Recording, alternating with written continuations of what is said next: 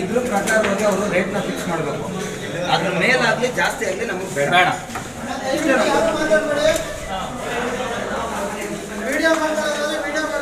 ಯಾರು ಮಾತಾಡಲೇಬೇಡಿ. ಏನು ಇವರೇ ಸರ್ ನಿನ್ನೆ ಹೇಳಿದ್ದು ನಮಗೆ. ನೆಕ್ಸ್ಟ್ ಮಾರ್ನಿಂಗೇನೆ ಅವ್ರು ನೋಟಿಫಿಕೇಶನ್ ಕಳಿಸಿದ್ದಾರೆ ಎಲ್ಲರಿಗೂ.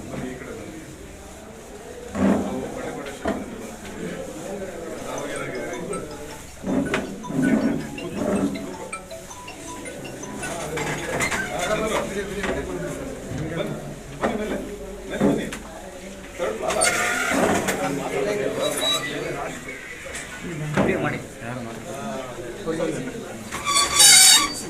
ವಯಸ್ಸಾಗಿರೋರು ಆ ವಿಡಿಯೋ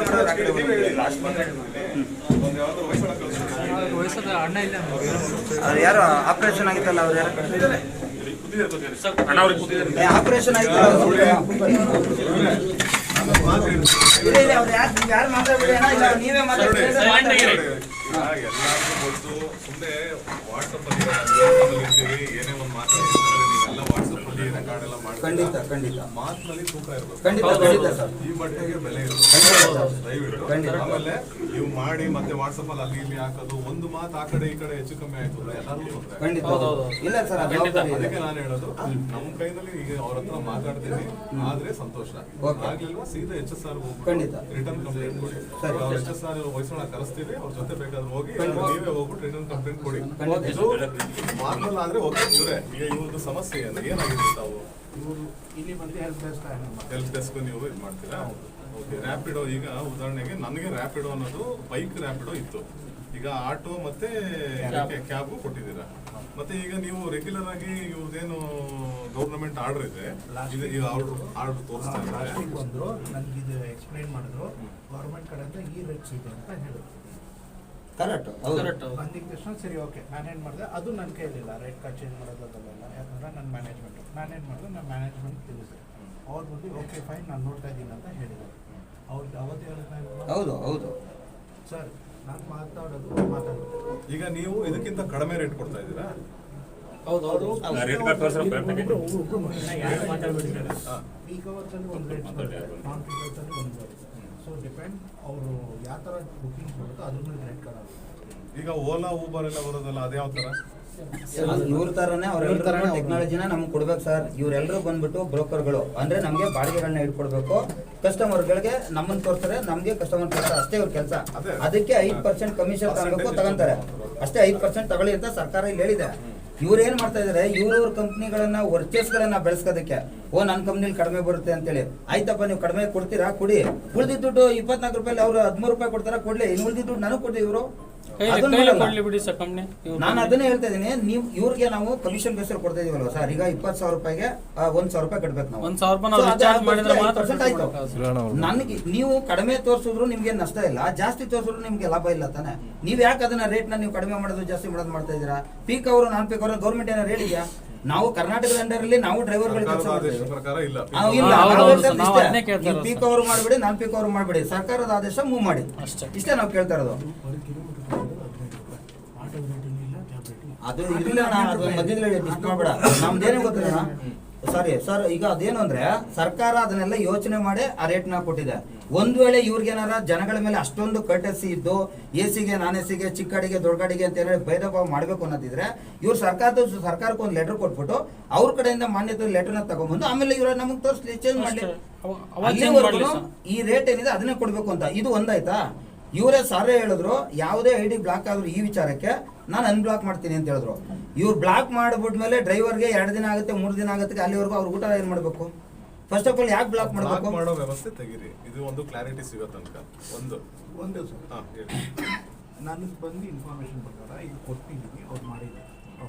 ಎಷ್ಟು ದಿನ ಆಯ್ತು ಕೊಟ್ಟು? 3 ದಿನ ಆಗಿದೆ ಸರ್. ಆದ್ರೆ ಅದಾದ ನೆಕ್ಸ್ಟ್ ಡೇನೆ ಇವರು ಒಂದು ಸರ್ಕ್ಯುಲೇಟ್ ಹೊರಿಸ್ತಾರೆ. ಏನಕ್ಕೆ ಅದನ್ನ ಹೊರಿಸಿ ಅದು ನಿಮ್ ಗಮನಕ್ಕೆ ಬಂದಿಲ್ವಾ? ಇಲ್ಲಿದೆ ಎಕ್ಸ್ಟ್ರಾ ನೀವು ದುಡ್ಡು ತಗೊಂಡ್ರೆ ನಾವು ಬ್ಲಾಕ್ ಮಾಡ್ತೀವಿ ಅಂತ ಯಾರು ಇದನ್ನ ಹೊಡಿಸೋರು? ಅದು ನಿಮ್ ಗಮನಕ್ಕೆ ಬಂದಿಲ್ಲ.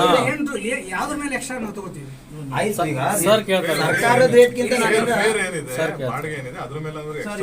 ಇದ್ರಲ್ಲಿ ಬಂದ್ಬಿಟ್ಟು ಇವ್ರು ಹೇಳಿದಾರಲ್ಲ ಲೈಕ್ 24 ರೂಪೀಸ್ 28 ರೂಪೀಸ್ ಮಾರ್ನಿಂಗ್ ಟೈಮಲ್ಲಿ ಪೀಕಲ್ಲಿ ಮಾತ್ರ ಏನಿದೆಯೋ ರೇಟ್ ಇದಕ್ಕಿಂತನೂ ಜಾಸ್ತಿ ಬರುತ್ತೆ. ಸರ್ ನಮ್ಗೆ ಅದು ನಮಗೆ ಬೇಕಿಲ್ಲ. ಅದು ತಪ್ಪೇನ ಹೇಳ್ತಾ ಇದೀನಿ, ಕಾನೂನು ಅದನ್ನು ತಪ್ಪು ಅಂತ ಯಾರು ಹೇಳ್ತಾರೆ. ಮಾತಾಡ್ಬೇಡಿ.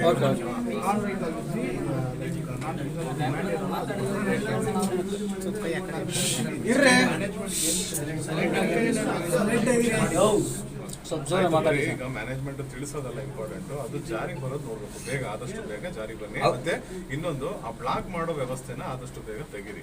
ಒಂದು ಆಯ್ತಾ. ಈಗ ಅವ್ರಿಗೇನಾದ್ರೆ, ಈಗ ಉದಾಹರಣೆಗೆ ಇವ್ರೇನೋ ಒಂದೆಲ್ಲ ಎಕ್ಸ್ಟ್ರಾ ತಗೊಂಡ್ರು ಬ್ಲಾಕ್ ಮಾಡ್ಬಿಡ್ತಾರೆ. ಈಗ ಅವ್ರಿಗೆ ಅವತ್ತು ಆದ್ರೇನೆ ಜೀವನ ಆಯ್ತಾ. 3 ದಿವಸ ಅದನ್ನ ಅನ್ಬ್ಲಾಕ್ ಮಾಡೋದಕ್ಕೆ ಕ್ಲಿಯರ್ ಮಾಡ್ತೀನಿ.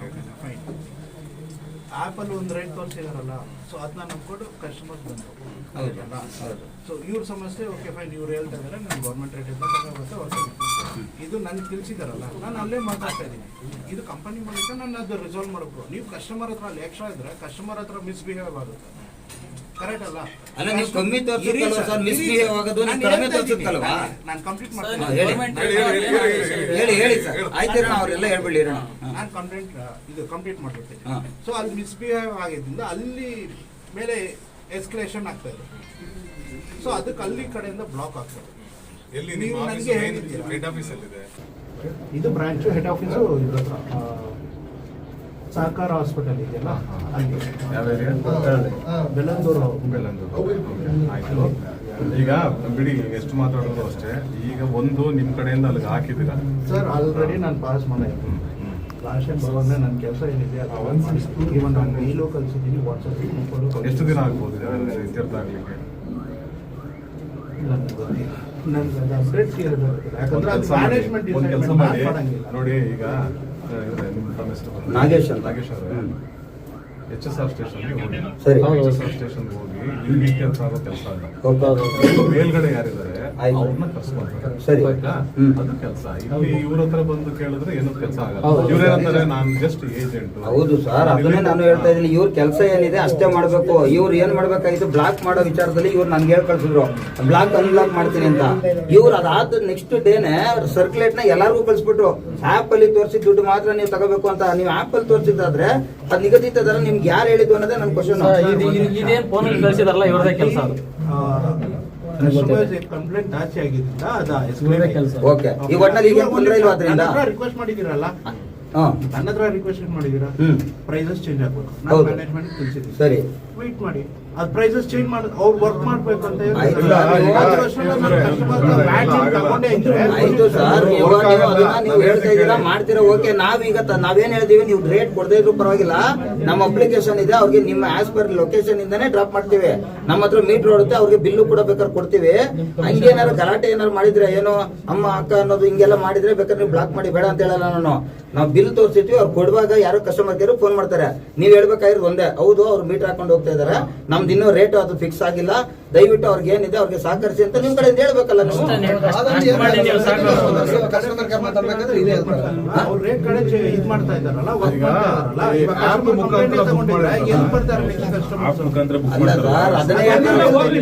ಬರ್ಲಿಲ್ಲ ಅಂದ್ರೆ ಬೇಡ ಬಿಡಿ ಅವರು. ಅಲ್ಲ ಸರ್, 4 ವರ್ಷ ಈ ಮನವಿ ಕೊಟ್ಟು ನಿಮ್ಗೆ ಎಷ್ಟು ದಿನ ಆಗಿದೆ? 4 ವರ್ಷ ಬೇಕಿತ್ತ ಸರ್? ಹೇಳಿ. ಈಗ ಆಪ್ ಮುಖಾಂತರ ನಿಮ್ಗೆ ಕಸ್ಟಮರ್ ಸಿಗ್ತಾರೆ. ಕರೆಕ್ಟ್. ಅಲ್ಲಿ 24 ರೂಪಾಯಿ ಅಂತ ಬರ್ಬೇಕು. ಹೌದು. ಈಗ ನೀವು ಮೀಟರ್ ಹಾಕಿದ್ರೆ ಎಷ್ಟು ಬರುತ್ತೆ? 24 ರೂಪಾಯಿ ಬರುತ್ತೆ. 12-13 ಬರುತ್ತೆ ಸರ್. ಅದನ್ನ ನಾವು ಕೇಳ್ತಾ ಇರೋದು ಸರ್, ನಮ್ಮ ಸಮಸ್ಯೆ ಇದೆ ಅಂತ. ಕೇಳ್ತಾ ಇಲ್ಲ ಸರ್, 24 ರೂಪಾಯಿ ಕೊಡಿ ಅಂತ ನಾವು ಕೇಳ್ತಾ ಇದೀವಿ. ಕೆಲವು ಸಲ 1 ಕಿಲೋಮೀಟರ್ ಜಾಸ್ತಿ ಮಾಡಿದ್ದಾರೆ.